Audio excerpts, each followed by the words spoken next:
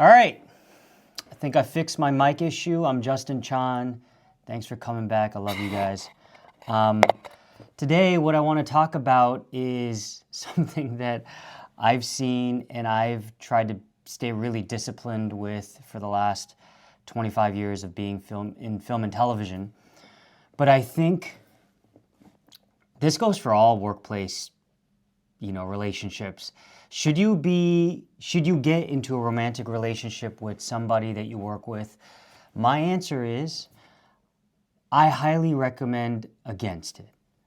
The reason being is, they say, people say sometimes don't poop where you eat. That's like a very nice way of saying it. But ultimately, I think that if you're there to do work, just keep it clean. I don't know if, and it's really hard because most of us spend most of our lives in our workplace the majority of the time, and then our lives outside of work is like this small. Especially for film, the issue is you are spending so much time with them, but also if the relationship doesn't work out, it can affect the quality of the work that's being done. Also, there's a big chance of drama on set and in the workplace environment. Somebody is gonna like somebody, but that person likes somebody else, and that just causes natural problems. Am I saying don't ever? No, I mean, if you really feel like that person is your soulmate, then by all means. I'm just saying the risks that are involved with being in that type of a relationship. Because especially if you guys have been in any sort of relationship, when things go wrong, when things are tough and you're trying to work out your couple problems, and you're at work and you're trying to deal with work problems, that just becomes insanely insurmountable. Like, work problems in and of itself are so stressful, and then if you have also, marital or relationship problems, that is so incredibly hard to traverse. What's even crazier is if you are married to the person you work with, and you have a boss.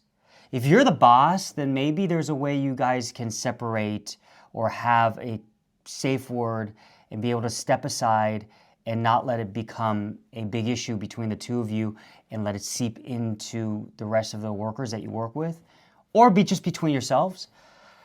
But if you have a boss, you are not able to deal with your problems or solve them while you guys are working.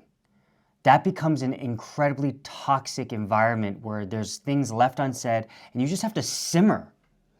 Ultimately, what I see that happens is I'll show up to work and there's been a couple that everybody knows has been dating.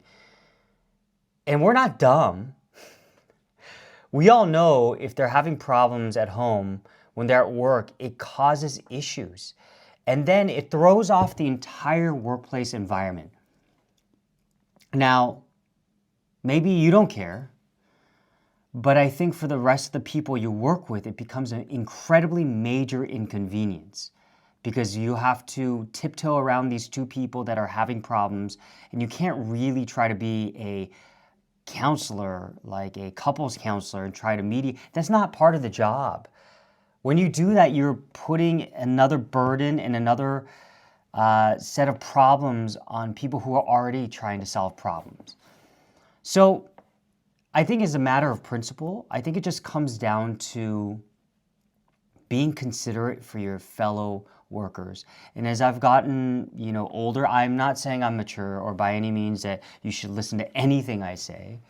But as I've gotten older, one thing that I have noticed is being responsible for my own actions. If there's something that I can think about ahead of time, that I can lessen the inconvenience for someone else, it's probably a smart idea.